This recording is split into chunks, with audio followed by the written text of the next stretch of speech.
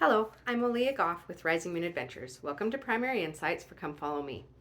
Today's story will be Daniel and the Lion's Den.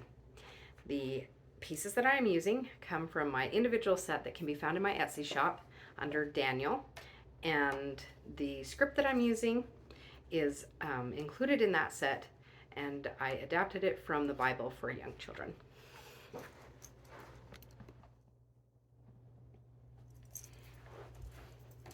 Daniel and the Lion's Den.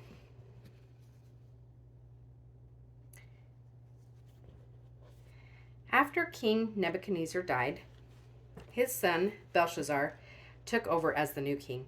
Shortly after becoming king, Babylon was attacked and he was killed. Darius, the Median, became the new ruler of the kingdom. Darius decided he would put 120 princes in charge of the kingdom with 3 presidents over them. Because Daniel was such a good man and Darius could trust him, he made Daniel the first president. The other princes and presidents were very jealous of Daniel. They didn't want him to be a leader over them. They tried to find something Daniel was doing wrong to get him in trouble with the king, but they couldn't find anything. So they decided to trick the king into creating a new law. They knew that Daniel always prayed to God and that he would never stop doing that.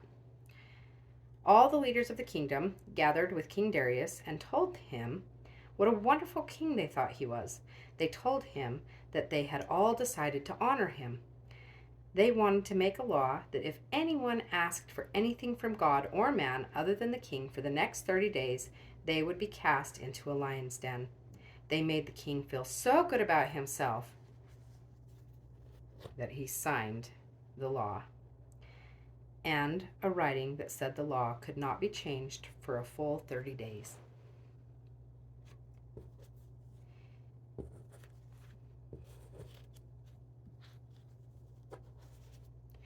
Even though Daniel knew what the law was and that he could be punished,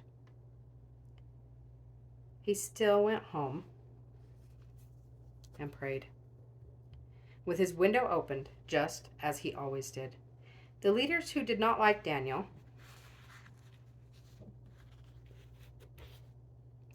saw him praying. They quickly went to the king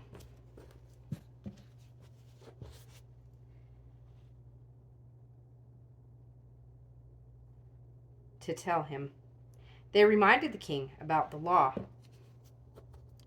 and that it was punishable by being thrown into the lion's den. After the king agreed,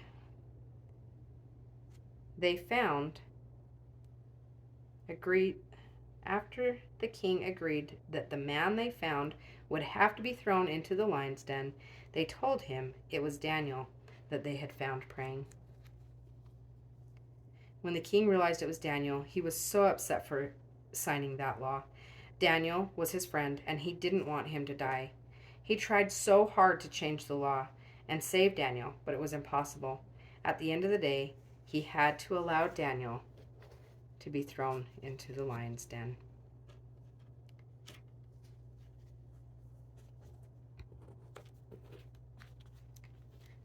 The king told Daniel, "Your God, who you always serve, he will save you."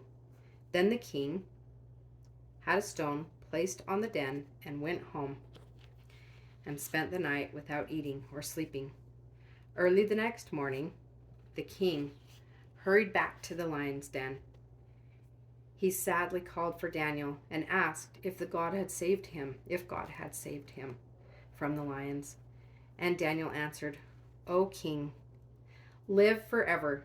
My God sent his angel and shut the lion's mouth that they could not hurt me."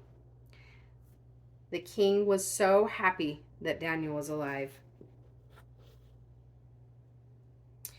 He had his men take Daniel out of the den. They found that he had not been hurt at all because he believed in God. As soon as Daniel was safe, the king had the men who had tried to hurt Daniel thrown into the lion's den.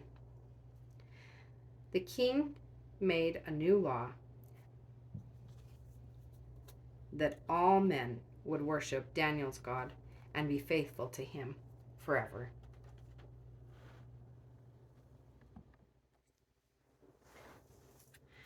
Daniel loved God. He was loyal to him. He was faithful to him.